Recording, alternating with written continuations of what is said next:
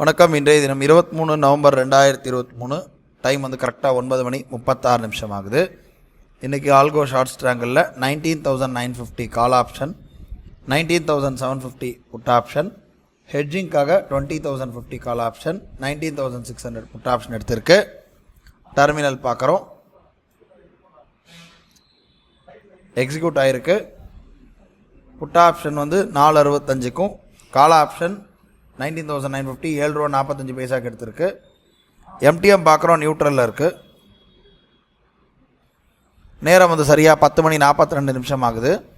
Put option $4.65 எடுத்தது, $9.30 stop loss hit ஆனதுக்கப்புறம் 19,700 put option எடுத்திருக்கு $4.55.